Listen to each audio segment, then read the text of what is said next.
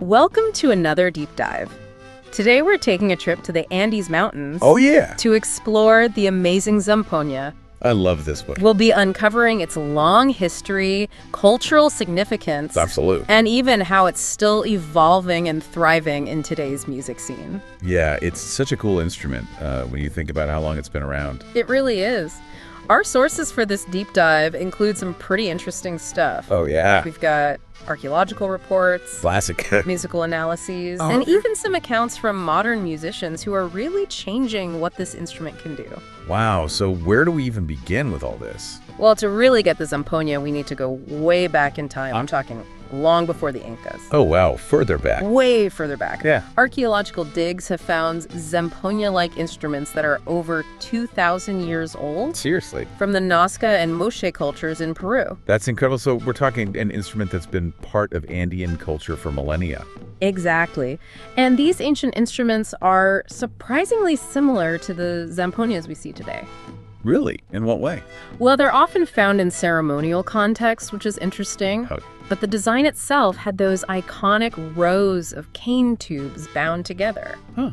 So that core design was there right from the start. It seems that way. And get this, even before the Incas, the Tiwanaku and Wari people were using early versions of the Zampoña too. Wow. So the Zampoña is more than just an instrument. It's like this unbroken thread through Andean history. That's a great way to put it. And for the Inca and Aymara people, it wasn't just music either. Right. It was like a way of talking too. Yeah, a way to communicate and express their deep connection to the Andean landscape. I've heard the music described as like the wind in the mountains and the sound of rivers. It's amazing how music can evoke such a strong sense of place. It really is. And you know, the pentatonic scale they often use Yeah. creates this open, spacious sound which fits perfectly with the feeling of the Andean highlands.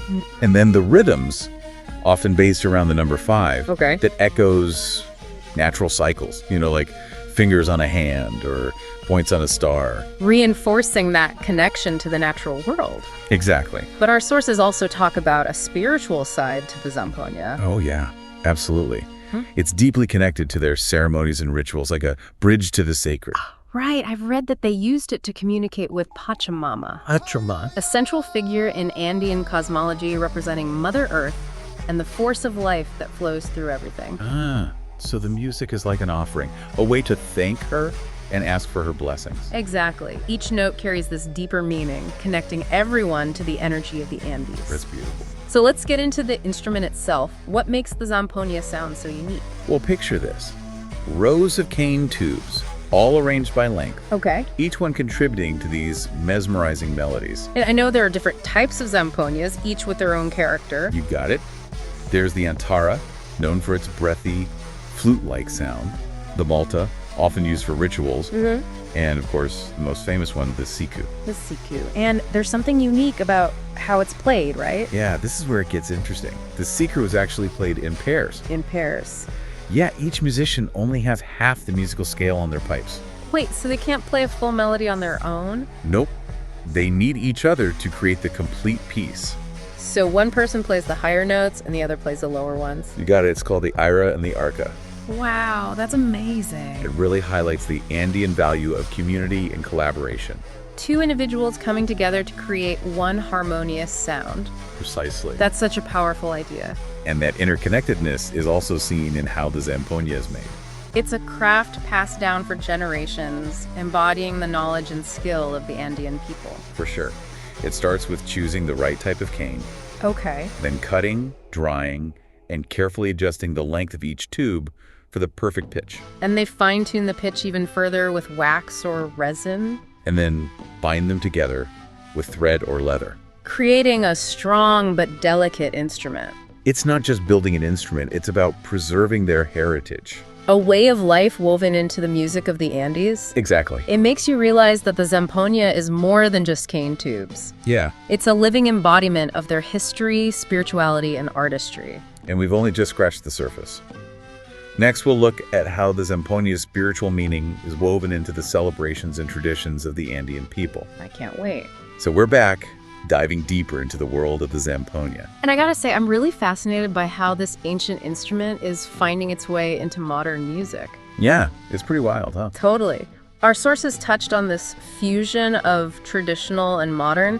Contemporary artists are using the Zampoña in genres like rock, jazz, even electronic music. It's like they're bringing those ancient sounds into today's music scene. And how's that impacting the perception of the Zampoña, do you think? Well, it's definitely challenging how people see the instrument, showing that it could be more than just traditional Andean music. It's like a bridge between the past and the present. Exactly. You've got these haunting melodies, these earthy tones, adding this whole other dimension to modern music. Bringing a sense of history and depth to it. For sure.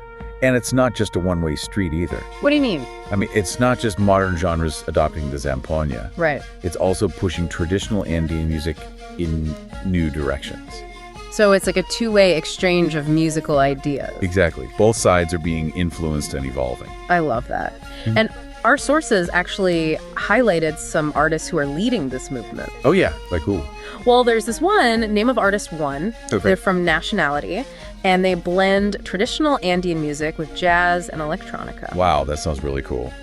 Their music is incredible. They use looping and electronic effects to create these otherworldly soundscapes. Wow, so they're taking those ancient melodies and weaving them into something totally new. Yeah, but it's still rooted in tradition. That's amazing. Anyone else? Oh yeah, there's another one, name of artist too. Oh? They're a composer and performer from country, and they actually combine the Zampoña with a full orchestra. Whoa.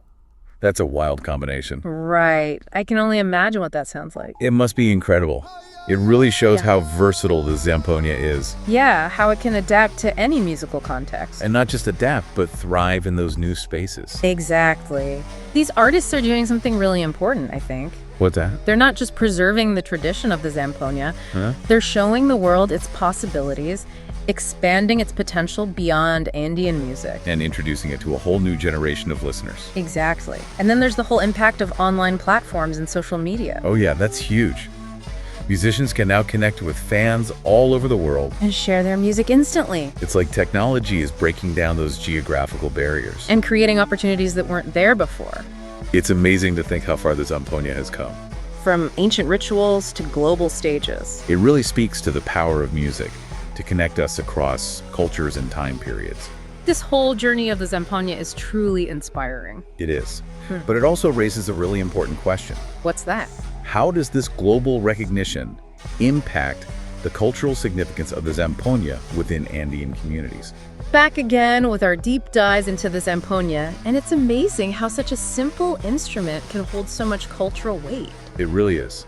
It's been a journey, hasn't it? From those ancient rituals to a symbol of cultural identity and now a part of modern music. Yeah, our sources talked about how in the Andes, the Zampoña is so much more than music for indigenous communities. Right. It's like a connection to their ancestors and their land, a way to hold on to tradition. Especially in a world that's changing so fast. Exactly. Globalization can kind of make everything feel the same. I know what you mean. So the Zampoña is like this powerful symbol showing the resilience of Andean culture. It's almost like they're carrying the voices of their ancestors through the music.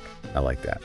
And it's important to remember, it's not just a relic of the past. Right, it's still a living part of their culture today. You see it everywhere. The Andes, festivals, ceremonies, everyday life, always changing and adapting. So we've talked about those modern musicians blending the Zampoña with new genres. Yeah. But is there any worry that this evolution might take away from its traditional meaning?